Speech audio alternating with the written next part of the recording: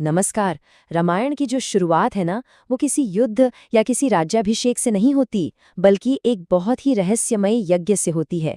एक ऐसा अनुष्ठान जिसने सिर्फ एक राजा की तकदीर ही नहीं बदली, बल्कि स्वयं भगवान के अवतार का रास्ता भी तैयार किया। तो आज हम उसी यज्ञ की कहानी को परत दर परत समझेंगे, जिसने भगवान राम और उनके भाइयों को धरती पर लाया। तो कहानी शुरू होती है एक चमकते हुए साम्राज्य के सबसे गहरे डर से। अयोध्या के महान राजा दशरथ के पास सब कुछ था, मतलब वैभव, सम्मान और तीन तीन रानियां। लेकिन जो उनकी सबसे बड़ी दौलत थी, उनका वंश, वो एक धागे से लटका हुआ था। बिना उत्तराधिकारी के इतने बड़े साम्राज्य का भविष्य क्या होगा? बिल्कुल अंधकार में।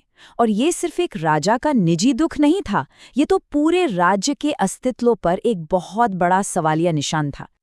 इस पूरी दिव्य घटना को समझने के लिए चलिए इसे 5 हिस्सों में देखते हैं। हम राजा के दुख से शुरू करेंगे, फिर देखेंगे कि कैसे एक रहस्यमय ऋषि एक उम्मीद की किरण बनकर आते हैं। इसके बाद हम उस महायज्ञ के आयोजन को समझेंगे, देखेंगे कि कैसे अग्नि से दिव्य प्रसाद प्रकट हुआ, और आखिर में जानेंगे कि कैसे 4 राजकुमारों ने अयोध्या में जन्म लिया। तो चलिए सबसे पहले उस गहरे दुख को समझते हैं जिसने इस असाधारण यज्ञ की नींव रखी। ये सिर्फ एक राजा की संतानहीनता की बात नहीं थी, ये एक पूरे साम्राज्य के भविष्य की चिंता थी। जरा सोचिए, सम्राट दशरथ, जिनके राज्य में हर नागरिक खुशहाल था, वो खुद अपने महल में कितने अकेले और बेचैन होंगे। उनकी इतनी बड़ी शक्ति और समृद्धि भी उनके मन के इस खालीपन को भर नहीं पा रही थी। उनके इस दुख में उनके साथ थी उनकी 3 रानियां, उनकी वरिष्ठ महारानी कौसल्या, कैकेयी देश की तेज तर्रार राजकुमारी कैकेयी और उनकी तीसरी रानी सुमित्रा। तीनों ही राजा को बहुत प्रिय थीं, लेकिन महलों का वो सूनापन तीनों के मन में खटकता था, क्योंकि कोई भी उन्हें संतान सुख नहीं दे पाई थी। और देखिए, उस युग में एक राजा के लिए पुत्र का होना सिर्फ वंश चलाने की बात नहीं थी, ये एक पवित्र कर्तव्य था। पितृ ऋण से मुक्ति, यानी अपने पूर्वजों के प्रति अपने दायित्व को पूरा करना। बिना पुत्र के न सिर्फ वंश समाप्त हो जाता, बल्कि राज्य की स्थिरता भी खतरे में पड़ जाती। और बस यही चिंता राजा दशरथ को दिन रात खाए जा रही थी। लेकिन कहते हैं ना, जब रात सबसे गहरी होती है, तभी सुबह की पहली किरण दिखाई देती है। और दशरथ के जीवन में ये किरण एक ऐसे ऋषि के रूप में आई जिनके बारे में किसी ने सोचा भी नहीं था। यही कहानी में एक बड़ा दिलचस्प मोड़ आता है।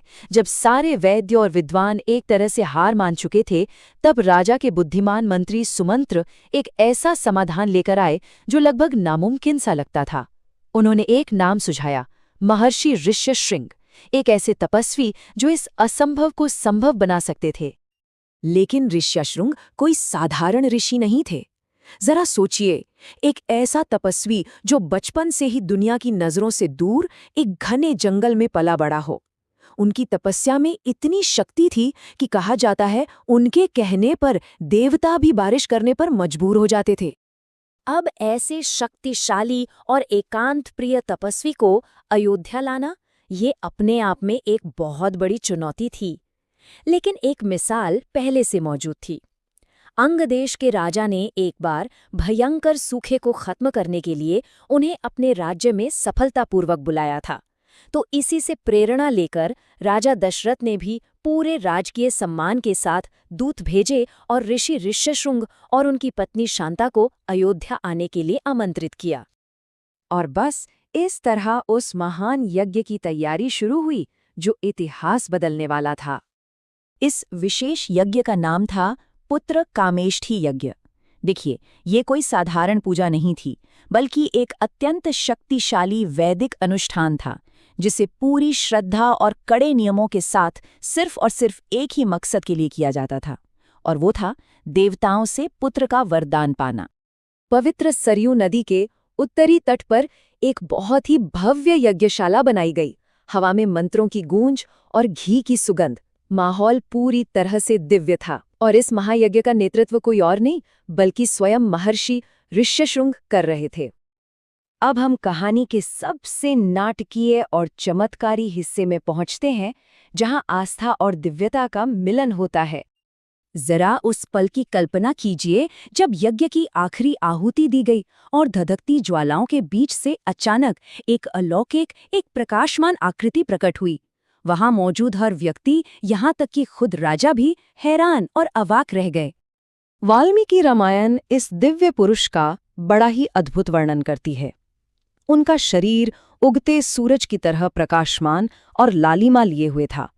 उन्होंने सुनहरे वस्त्र पहने थे और उनके हाथों में सोने का एक अद्भुत पात्र था, जिसमें दिव्य खीर यानी पायस भरा हुआ था। उस दिव्य पुरुष ने राजा दशरथ से कहा, मैं प्रजापति का दूत हूँ, इस पायस को अपनी रानियों में बांट दो, इससे तुम्हें उत्तम पुत्रों की प्राप्ति होगी। ये सिर्फ एक आशीर्वाद नहीं था, ये एक दैवीय आश्वासन था। राजा दशरथ की बरसों की प्रार्थना और तपस्या का फल उनकी आंखों के ठीक सामने था। और फिर वो क्षण आया जिसका पूरे अयोध्या को दशकों से इंतजार था। राजा की इच्छा और देवताओं का वरदान अब सच होने वाला था।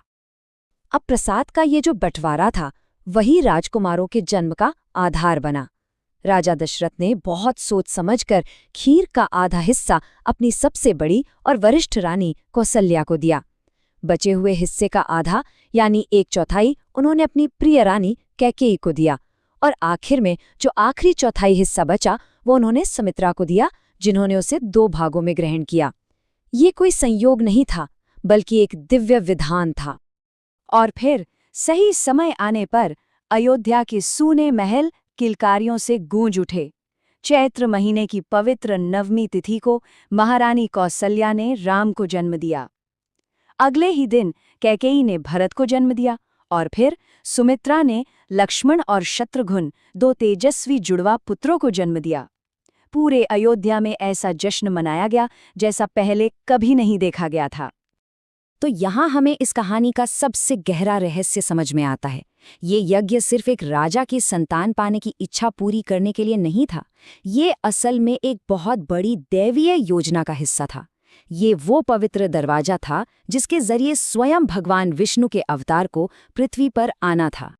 इसीलिए ये कहानी एक राजा की मुराद पूरी होने पर खत्म नहीं होती, बल्कि ये उस महागाथा की शुरुआत है जिसे हम रामायण के नाम से जानते हैं। ये एक साधारण जन्म की कहानी नहीं, बल्कि एक अवतार के आगमन का मंगलाचरण था, जो धर्म की स्थापना के लिए धरती पर आया था। यहीं से उस यात्रा की शुरुआत हुई जो हमें सिखाएगी कि कर्तव्य, त्याग और धर्म का सच्चा अर्थ क्या है।